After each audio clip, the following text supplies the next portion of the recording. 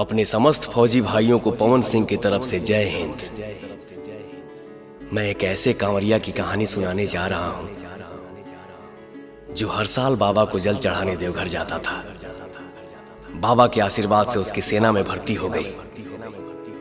कुछ दिन उपरांत उसकी ड्यूटी सीमा पर लग गई, जहां रोज युद्ध का ही माहौल होता है। सावन में वो वीर जवान सीमा से ही अपने इष्ट देव को याद करके अपनी बात कह रहा है।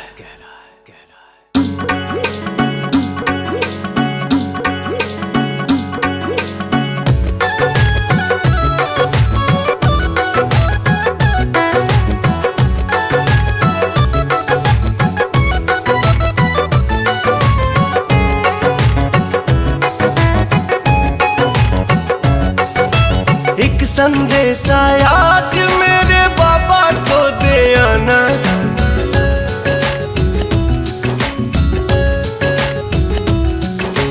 एक संदेश आज मेरे बाबा को दे आना। सरहद से ही शीश झुकाऊं ये उनको बतलाना। चांद मेरे जल्दी जाना, चांद मेरे जल्दी जाना, चांद मेरे जल्दी जाना, चांद मेरे जल्दी जाना।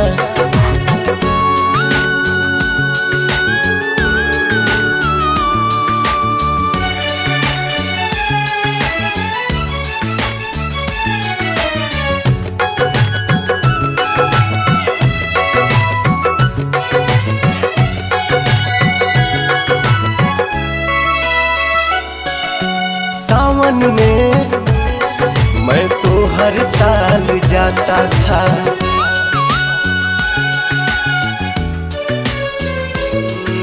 सावन में मैं तो हर साल जाता था। देवघर में जल शिव को चढ़ाता था। जन्मभूमि की लाज अब तो मुझको है बचाना। हर हर बम बम नारा लाके काहल से टकराना। चांद मेरे जल्दी जाना, चांद मेरे जल्दी जाना, चांद मेरे जल्दी जाना, चांद मेरे जल्दी जाना।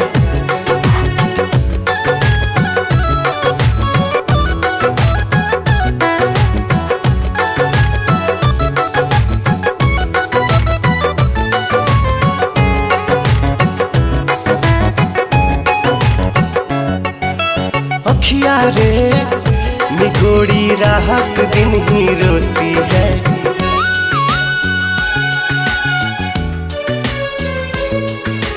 अखिया रे निगोड़ी रात दिन ही रोती है। नहीं यारे मिलन की आस ही संजोती है। माता या चल ओढ़ जीना, गोदी में मर जाना।